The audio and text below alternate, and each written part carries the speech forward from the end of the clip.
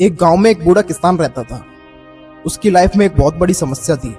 समस्या ये थी कि उसका इकलौता लड़का सारा दिन दोस्तों के साथ घूमता रहता था। वो जहां बुलाए वहां चला जाता था। इस बात से परेशान होकर उस बूढ़े किसान ने एक दिन उसे अपने पास बुलाया और उसने कहा कि जाओ, अलमारी में एक घड़ी रखी है, उसे निकाल कर ले आओ। लड़का जाता है और अलमारी में से उस घड़ी को निकाल कर ले आता है। किसान ने कहा कि इस घड़ी को लेकर जाओ और बाजार में इसकी कीमत पता करके आओ।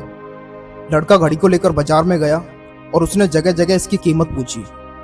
किसी ने घड़ी की कीमत 100 रुपये, किसी ने 200 तो किसी ने 500 रुपये बताई। समय होते होते लड़का घड़ी को लेकर वापस आया और उसने बताया कि पिताजी, किसी ने इसकी कीमत 100 रुपये, किसी ने 200 तो किसी ने 500 बताई। किसान ने कहा, ठीक, कोई बात नहीं, अब घड़ी को रख दो और तुम जाओ। किसान का बेटा घड़ी रखकर वहां से चला जाता है। अगली सुबह किसान दोबारा से अपने बेटे को बुलाता है और कहता है कि दोबारा से मेरी घड़ी निकाल कर ले आओ। लड़का दोबारा जाता है और अलमारी से घड़ी निकालता है। किसान ने कहा कि इस बार जाओ और घड़ी में जो समय हो रहा है उसकी कीमत पता करके आओ। उस लड़के को समझ में नहीं आ रहा था कि उसके पिताजी उससे क्या करवाना चाहते हैं। वह दुखी मन से उस घड़ी को लेकर दोबारा से बाजार में जाता है। इस बार तो लोग उस पर हंसने लगे और कुछ लोग तो उसे पागल भी कहने लगे। लोगों ने कहा कि अजीब लड़का है, कभी घड़ी की कीमत पूछता है तो कभी घड़ी के समय की। शायद इसकी मानसिक स्थिति ठीक नहीं है, शायद ये पागल होने वाला है। अब लड़का एकदम से परेशान हो जाता है। उसे समझ में नहीं आता है कि उसके साथ हो क्या रहा है। अंत में उसने हार मान जाने का मन बना लिया। रास्ते में घर आते वक्त एक बड़े से सेठ की दुकान पड़ती थी, जिसकी लाइफ बहुत बिजी थी। उसे एक सेकंड भी बड़ी मुश्किल से मिलती थी। तो उसने सोचा, एक बार चल के सेठ जी से पूछ लेते हैं, हो सकता है इनको पता हो। तो वो डरते डरते सेठ जी की दुकान पे गया और पूछा, सेठ जी, इस घड़ी में जो समय हो रहा है उस समय की क्या कीमत है?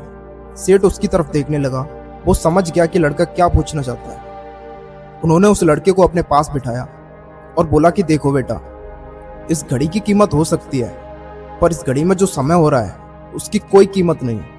तुम दुनिया की सारी दौलत देकर भी एक सेकंड अपने लाइफ में पीछे नहीं जा सकते। अब लड़के को पूरी बात समझ में आ गई। वो समझ गया कि पिताजी उसे क्या बताना चाहते थे। वो फौरन वहां से निकल दिया, आंखों में आंसू लिए, जहां उसके पिताजी उसका इंतजार कर रहे थे। और इस दिन से उस लड़के की पूरी जिंदगी बदल गई। तू खुद की खोज में निकल, तू किस लिए हताश है? तू चल, तेरे वजूद की समय को भी तलाश है। जो तुझसे लिपटी बेड़ियां, समझना इनको वस्त्र तू। ये बेड़ियां पिघाल के बना ले इनको शस्त्र तू। जला के भस्म कर उसे जो क्रूरता का जाल है। तू आरती की लौह नहीं, तू क्रोध की मसाल है। तू क्रोध की मसाल है। तू खुद की खोज में निकल, तू किस लिए हताश है? तू किस लिए हताश है? तेरे वजूद की समय को भी तलाश है, समय को भी तलाश है।